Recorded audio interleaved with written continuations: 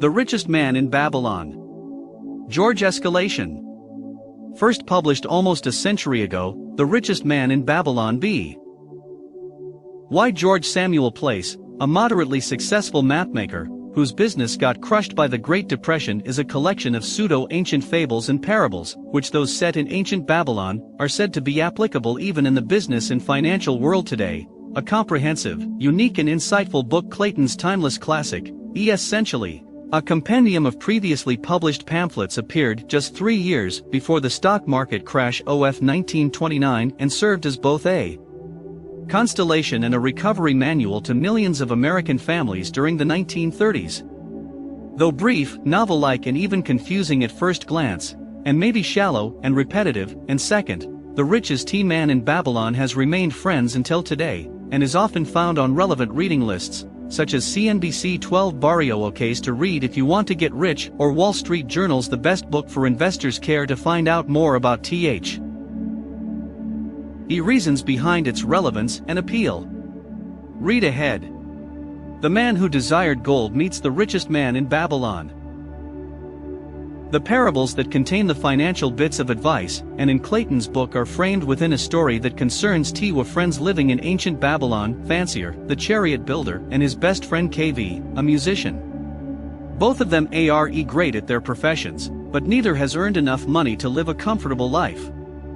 Fancier is especially sad because he feels like he won't ever be able to provide for his family. He would like to buy finer things to the family. Hat lives on a fixed income. It never seems to be enough to satisfy even their basic needs, let alone amass family of fortune in the near future.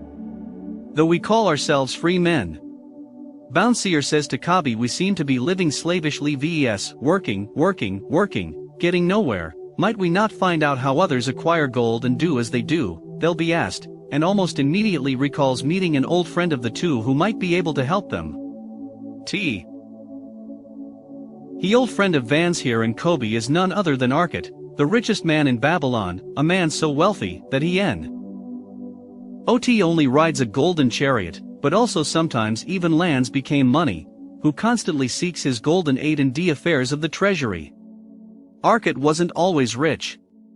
However, he started as a menial labor just like Bouncier and Kav, but managed to accumulate his fabulous fortune through perseverance, determination, and smart investments. More, he also taught his knowledge to his son, Norman, who went to innovate in the meantime and became, without the aid of the father, one of the richest men in that city. So definitely, there is something fancier in Kobe. I'm missing some hidden knowledge that Archive has gotten hold of, and bears results, but since it costs nothing to ask Wissy advice from a good friend, before too long, to set out on a journey to the palace of Archive, a part of all you earn is yours to keep. Kobe and Bouncier right. Archive doesn't know the secret of success, and is willing to reveal it to them for free, for he too was once a poor man, and would have remained one if he hadn't learned it from someone else.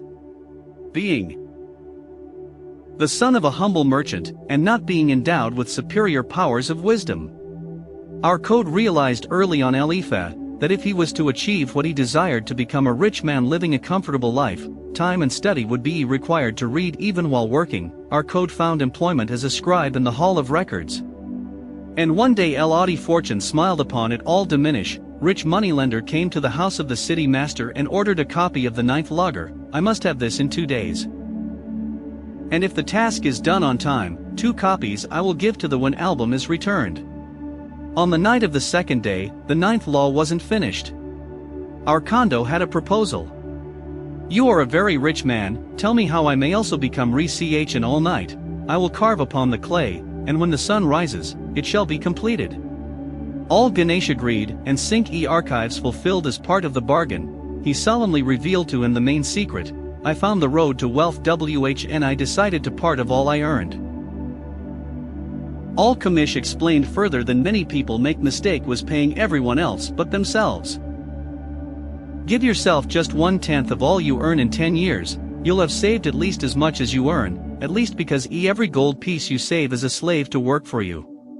That is to say, everything you've saved, you can. After all, even the Bible says so. Just read again the parable of the talents. Why trust the knowledge of a brick maker about jewels, as seeing it was more than reasonable? Our God then decided to try our mission strategy. So each time he was paid, he took one from every 10 pieces of copper. And strangely enough, this didn't affect his standard of life at all. He noticed just a little difference, but managed to get along with it. Even though he was tempted from time to time to spend his savings on some of the good things displayed by the merchants, he wisely, when he decided to make his coppers his slaves, came back to see how his disciples doing.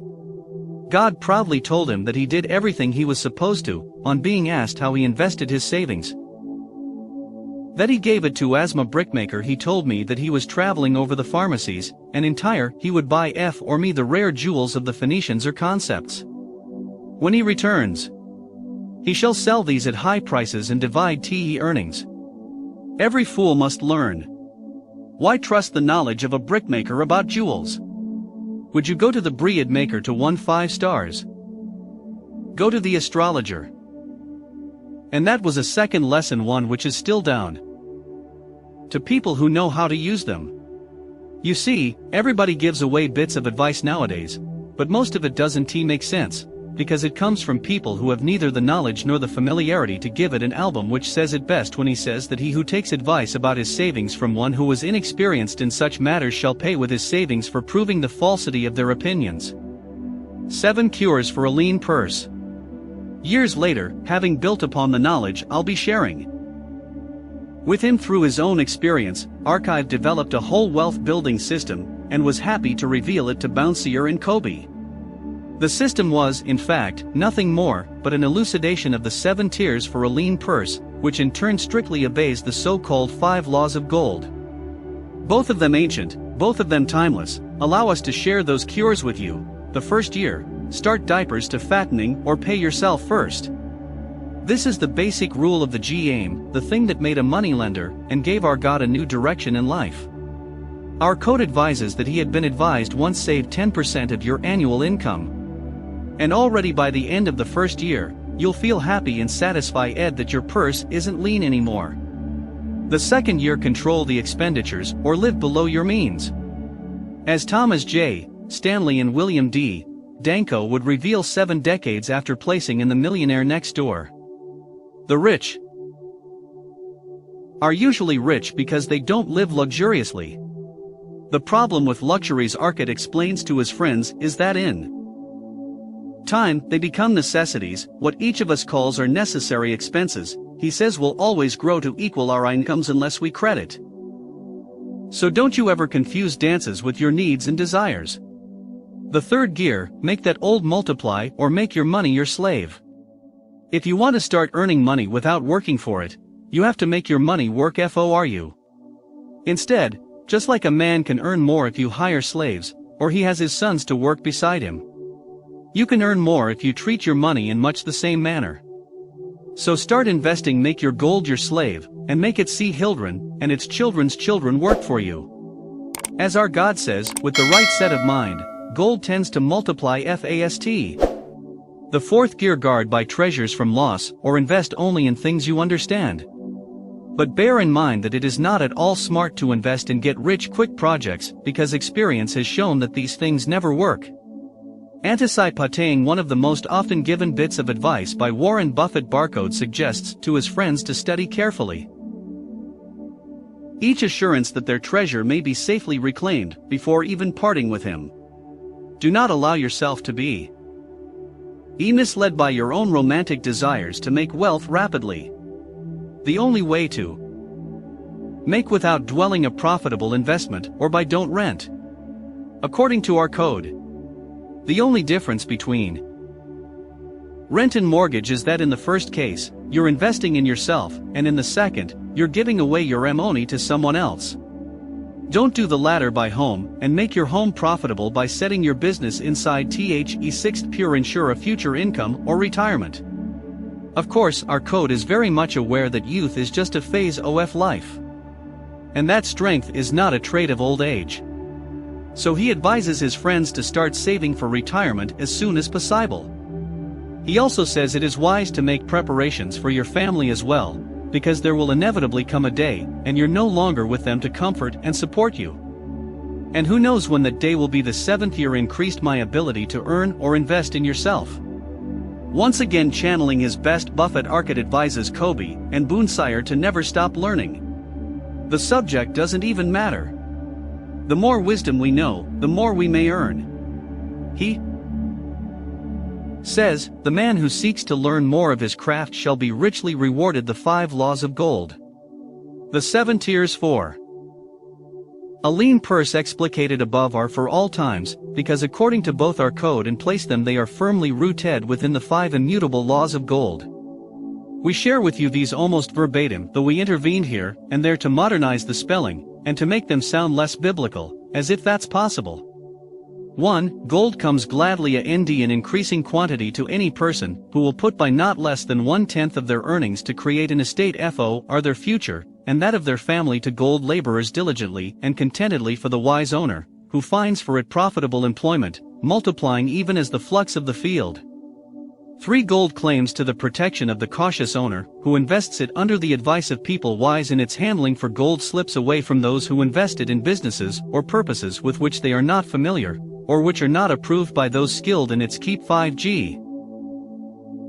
Old flees the people who would force it to impossible earnings, or who follows the alluring advice of tricksters and schemers, or who trusts it to their own inexperience and romantic desires in investment. Final notes, both a great gift for a graduate and a refreshing read for even the most experienced investor. According to the Los Angeles Times, The Richest Man in Babylon may be just a little more than a collection of common-sense financial advice, but it is great precisely because of it. In a world laden with get-rich-quick schemes, it is always uplifting to come across a book on finances that, if not anything else, doesn't tell too many lies and places. Classic is precisely that kind of a book. 12 Men to pay yourself first, and invest only in things and endeavors you intimately understand. Anything else is a certain recipe for poverty.